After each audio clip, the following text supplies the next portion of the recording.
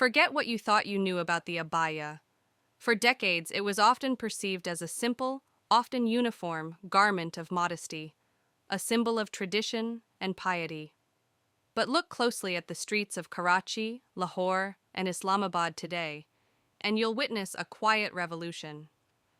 The abaya, once a static symbol, is transforming into a dynamic canvas of personal expression, a bold statement of style, meticulously crafted and thoughtfully worn. It's not just a garment anymore, it's a declaration. Welcome to a journey into the heart of Pakistan's evolving fashion landscape, where centuries-old traditions meet the vibrant pulse of modernity.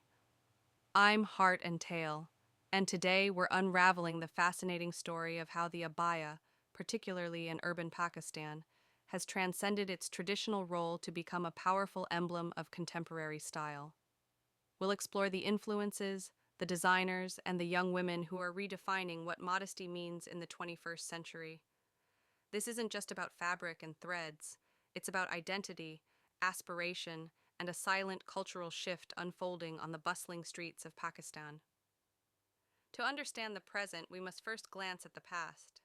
The abaya, in its various forms, has deep roots in Islamic tradition, signifying humility, privacy, and devotion. Historically, in many parts of the Muslim world, including early Pakistan, the abaya, or similar forms of modest dress like the burqa or chadar, served a functional purpose of covering, often in plain, dark fabrics, a reflection of societal norms and religious interpretations. It was about concealing the form, blending in, and projecting piety. This was a garment primarily associated with religious adherence and safeguarding a woman's privacy in public spaces. It wasn't about standing out, it was about the opposite. In many communities, wearing the abaya was a default, a given, something passed down through generations without much question of its design or aesthetic appeal beyond its basic function. So, what sparked this remarkable transformation? One significant catalyst arrived from the Arabian Gulf. As Pakistani expatriates traveled to countries like Saudi Arabia, UAE, and Qatar for work, they encountered a different aesthetic of the abaya. In Gulf states, particularly during the last 2 decades, the abaya began its own evolution. Designers there started experimenting with richer fabrics, subtle embellishments, and slightly varied cuts, while still adhering to the principles of modesty. Think of luxurious Korean Nita fabric, intricate beadwork, delicate lace, and subtle pleats or ruffles.